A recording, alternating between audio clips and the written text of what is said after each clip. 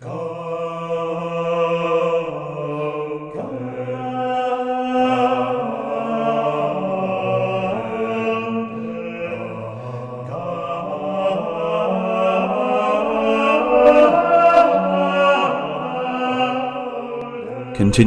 of Chapter 3.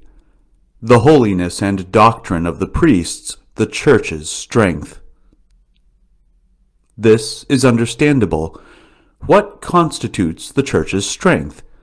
Who are those responsible for teaching the faith of the Church and showing by their conduct and the example of their life what the Church is and teaches? It is the priests. The Church will be holy, and the faithful will be holy in proportion to the holiness of the priests.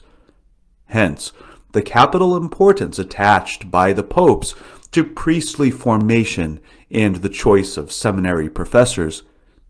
St. Pius X will order that any professor with the least hint of an attachment to modernism be expelled from the seminary, as well as those who would not be sincerely attached to the doctrine of the Church as she would have it be taught. Is this what is sought in today's seminaries? Is there a real concern to choose good professors? It is reported that there are more entering the seminaries in Germany, Argentina, and Italy. These seminarians undoubtedly come with good dispositions, because they enter the seminaries that still have a traditional bent. But what will happen if the professors who instruct them do not teach the truth of the Church, or the philosophy of St. Thomas, which the Church has made her own philosophy? For it is no longer, in a certain way, the philosophy of St. Thomas.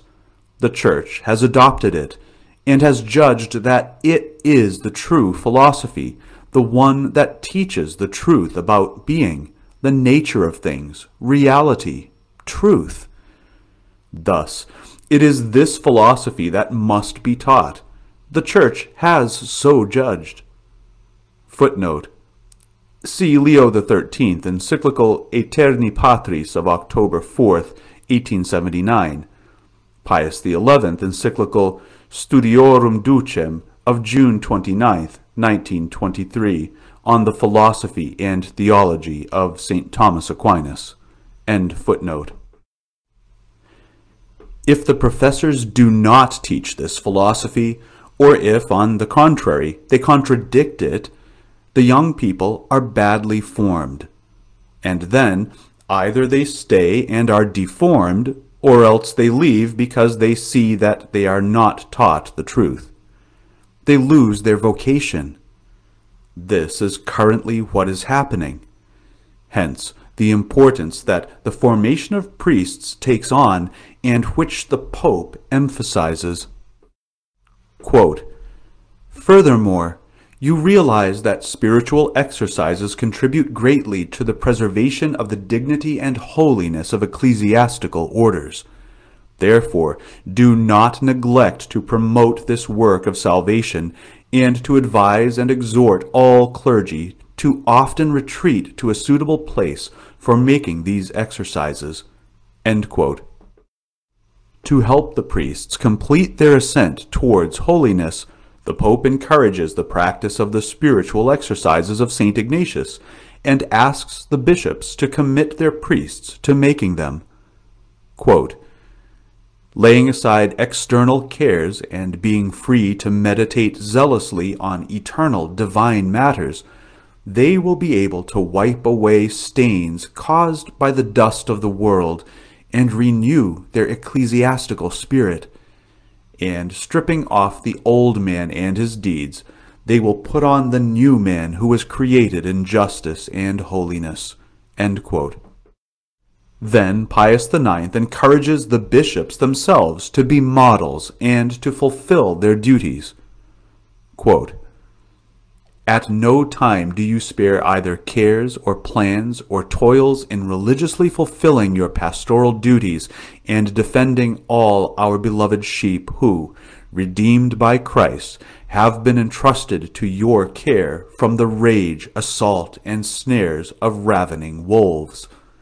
You keep them away from poisonous pasture land, and drive them on to safe ground, and in all possible ways you lead them by deed, word, and example to the harbor of eternal salvation. Therefore, to assure the greater glory of God and the Church, venerable brothers, join together with all eagerness, care, and wakefulness to repulse error and to root out vice.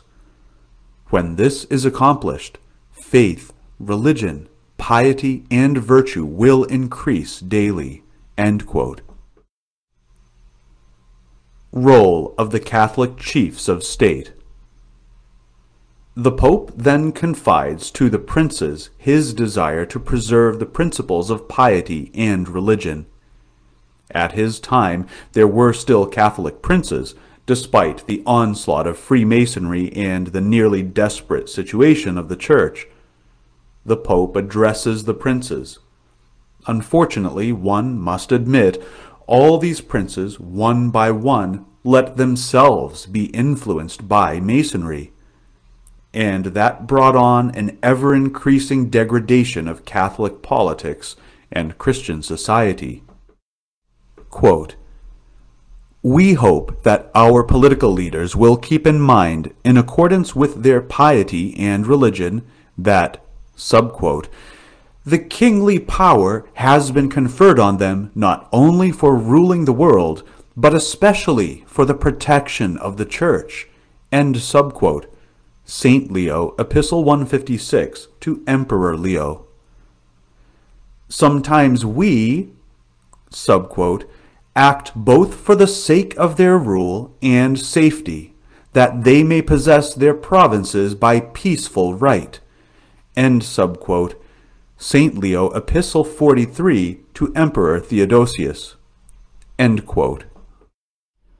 During the pontificate of Pius IX, there was still collaboration between the princes and the Church, the latter upholding the princes in their authority, and the princes accomplishing their duty, which was to uphold the Church and further its extension. This is a notion that has become completely foreign to almost everyone, even Catholics. Such an idea is inadmissible in current thinking. The states are supposed to have nothing to do with the Church. It is not their business to defend the Church or support a particular religion.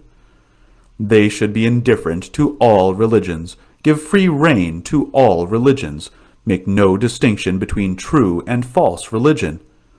The old idea should go, and the freedom of cults should be recognized. The freedom of all religions, as is meant today by the expression religious liberty, that is, the free external exercise of religions, leads to the freedom of error, and error always triumphs over truth. Not that truth will not ultimately triumph over error, but here below, with all the means that error disposes of, it can contribute to the loss of many souls. Error has at its disposal all the money of the world and the means of communication, because, after all, men are always drawn more by false liberty than by discipline. Order is always more difficult, because it's less inviting. Unbridled license is the consequence of this liberty. We sadly observe it everywhere. Nothing withstands. The Pope confides them to the Blessed Virgin, urging them to, quote, "call as intercessor her who is always with him, the most holy Virgin Mary, Immaculate Mother of God. She is the most sweet mother of us all. She is our mediatrix, advocate, firmest hope, and greatest source of confidence." End quote. According to the custom, Pius IX concludes the Encyclical QUI PLURIBUS by giving his apostolic blessing.